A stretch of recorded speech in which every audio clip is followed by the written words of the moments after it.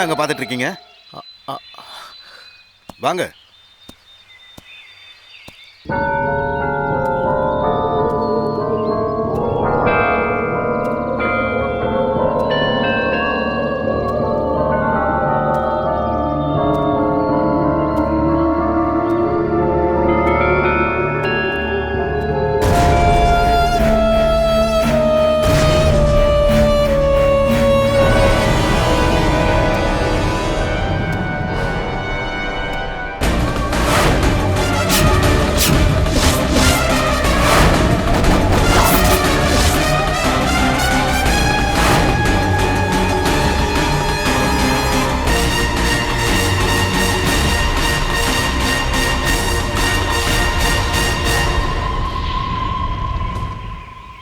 போய் பாருங்க.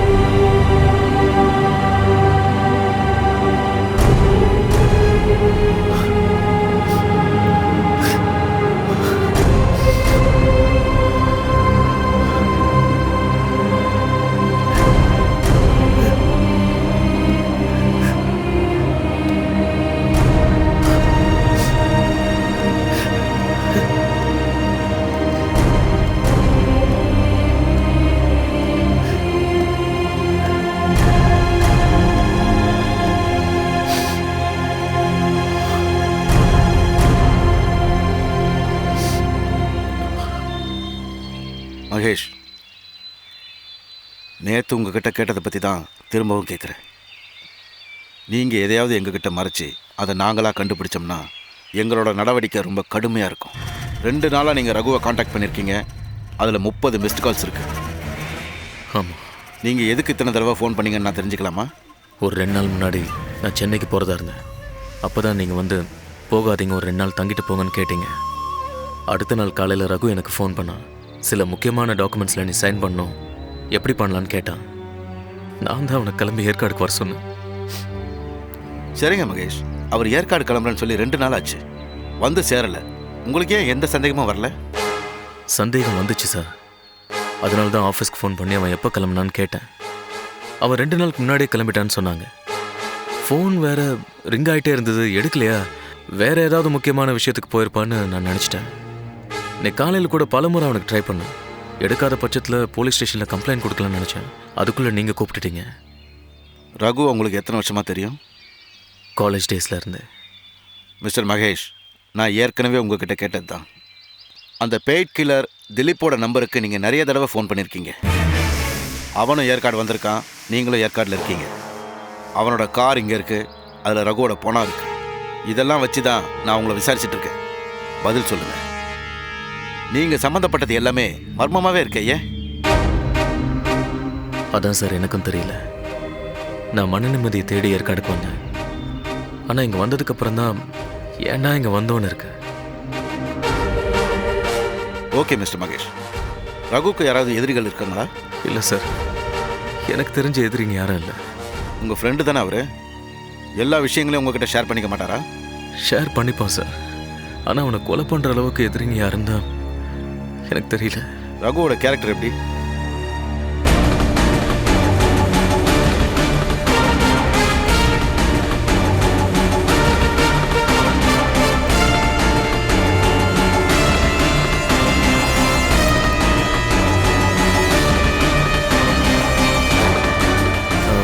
என்ன கேட்டிங்க சார்? ரகுவோட கேரக்டர் எப்படின்னு கேட்டேன்.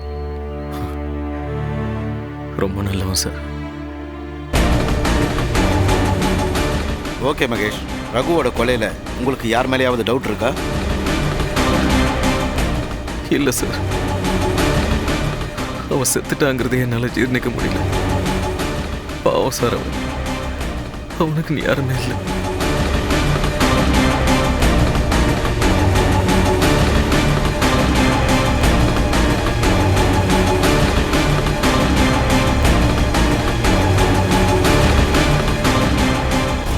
இந்த கொலையில் நீங்களும் ஒரு சஸ்பெக்ட். இந்த விசாரணைக்கு எப்போ கூப்பிட்டாலும் நீங்கள் வரணும். வேற ஏதாவது பண்ணணும்னு ட்ரை பண்ணீங்கன்னா அப்புறம் நான் உங்களை அரெஸ்ட் பண்ண வேண்டியது இருக்கும். Sure sir. சார், ஒரு சின்ன ரிக்வெஸ்ட். சொல்லுங்கள். உங்கள் ஃபார்மாலிட்டிஸ்லாம் முடிச்சுட்டு ரகுவோட பாடியை என்கிட்ட கொடுத்தீங்கன்னா இறுதி சடங்கு நானே பண்ணிக்கிறேன்.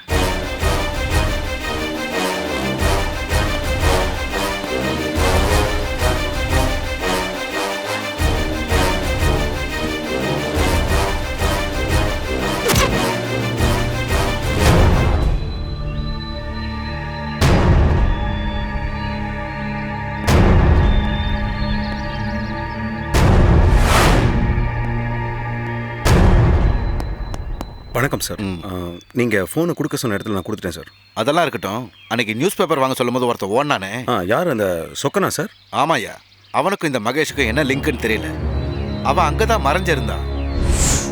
அவன் எங்கே இருந்தாலும் போய் அடித்து தூக்கிட்டு வாயா. Okay sir.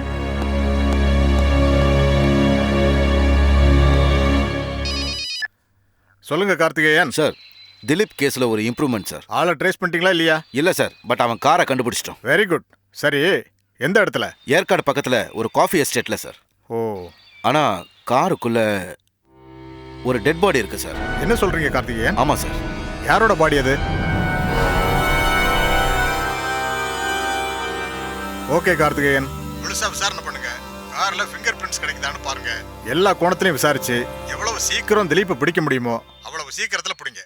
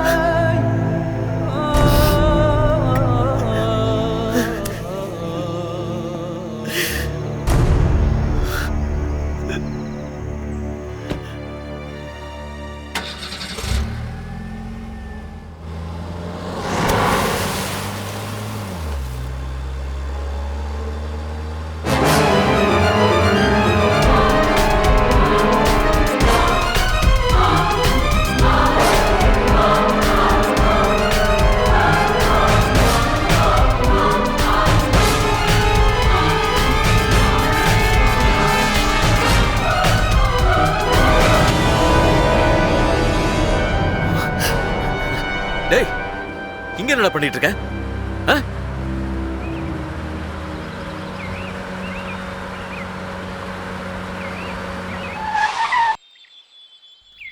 Idiot. டேய் இறங்குடா. ஏய், வா இறங்குடா. வா. எதுக்குடா கார்ல ஏறின? அதான் எதுக்குன்னு கேக்குறேன். எதுக்கு என்ன ஃபாலோ பண்ற?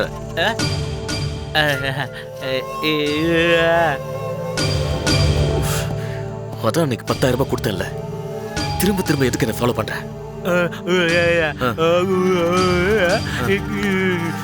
நீ சொல்றது எனக்கு புரியலடா.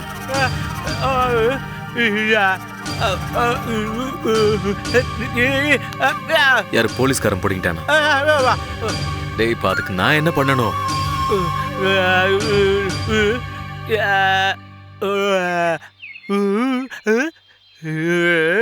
டேய் அபாண்டமா என் மேல பழி போடாத. செத்தவன் என் நண்பன். அந்த கொலையை நான் பண்ணலடா. உனக்கு என்னடா வேணும் இப்போ? பணம் வேணுமா? எவ்வளவு வேணும்? 20? 50?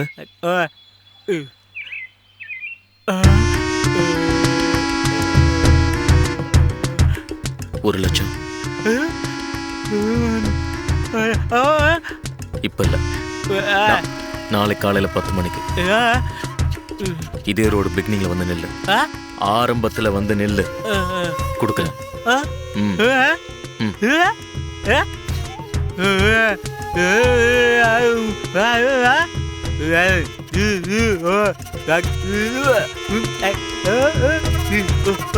போடா போ.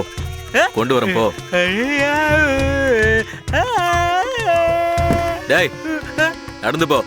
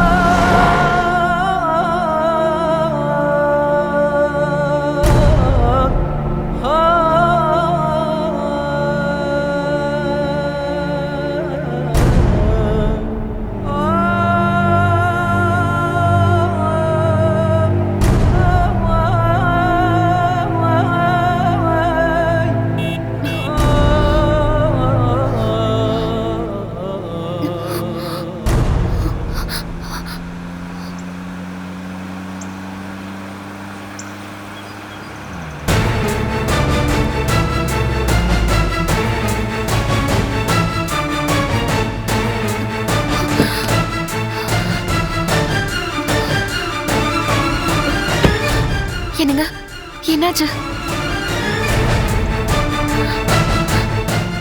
என்னாச்சு? ஏன் ஒரு மாதிரியா இருக்கீங்க? எதுக்காக உங்களை கூப்பிட்டாங்க? நம்ம விஷயம்லாம் தெரிஞ்சிருச்சாங்க?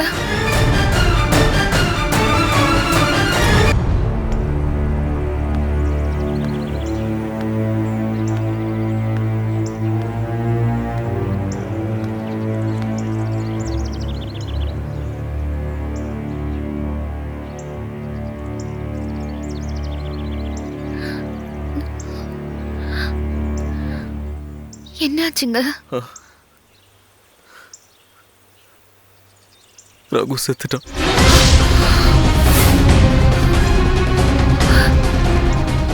எப்படிங்க? அவனை கொலை பண்ணிட்டான்.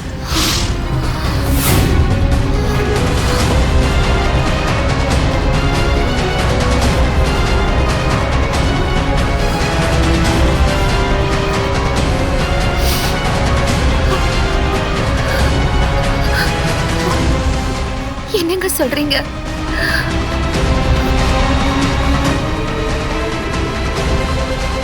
ஆமா, போலீஸ் இப்போ அதை பற்றி விசாரிக்க தான் என்னை கூப்பிட்டுருந்தாங்க.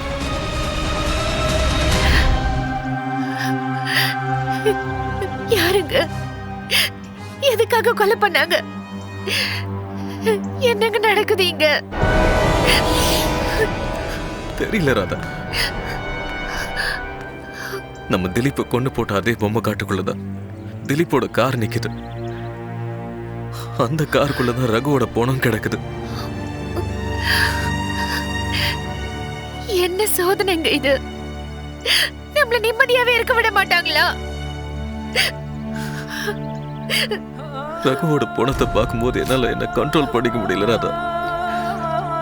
அவனை கத்தியால கொடூரமா குத்தி கொண்டு இருக்காங்க. நான் அவனை பார்க்கும்போது பிளாங்க் ஆயிட்டேன். அந்த நேரத்துல அவனோட பழைய நினைவுகள்லாம் எனக்கு ஞாபகத்துக்கு வந்தது. என்னையே சுத்தி சுத்தி வந்தான். நான் பிசினஸ் ஆரம்பிச்ச புதுசுல பணம் இல்லாம கஷ்டப்படும் போது எனக்காக எங்கெங்கயோ கடன் வாங்கிட்டு வந்து பணத்தை பிசினஸ்ல போட்டான். நான் எவ்வளவு நாள் அவன் கூட சண்டை போட்டிருக்கேன். இப்ப சமீபத்துல அந்த லேண்ட் விஷயத்துல அவனை வெளியில போடான்னு விரட்டி இருக்கு. ஆனா அவன் என்ன கைவிடல. அவன் செஞ்சதுதான் கரெக்ட்னு ப்ரூவ் பண்ணான். ஒரு நல்ல நண்பனை இழந்துட்டான். அவன் என்ன பார்க்க வந்ததுனாலதான் அவனுக்கு இப்படி ஒரு கொடூரமான மரணம். அவன் சாவுக்கு நானே காரணமாயிட்டேன்.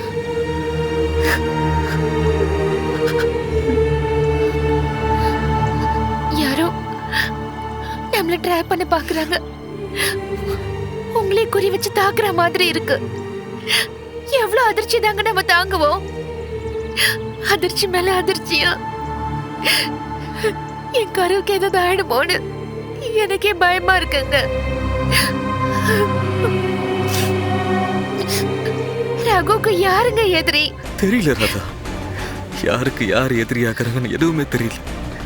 ஆனா இதுக்கெல்லாம் பின்னாடி பெரிய சதி இருக்குன்னு புரியுது. ஆனா ஒண்ணு, எனக்கே தெரியாம என் கண்ணை கட்டி விட்டுட்டு என் கூட கண்ணாமூச்சி ஆடுறவங்களை கண்டுபிடிக்காம விட மாட்டேன். ரகுவை கொன்னவங்களையும் கண்டுபிடிக்காம விட மாட்டேன். ரகுவோட சாவு வீணா போகாது. வீணா போகாது.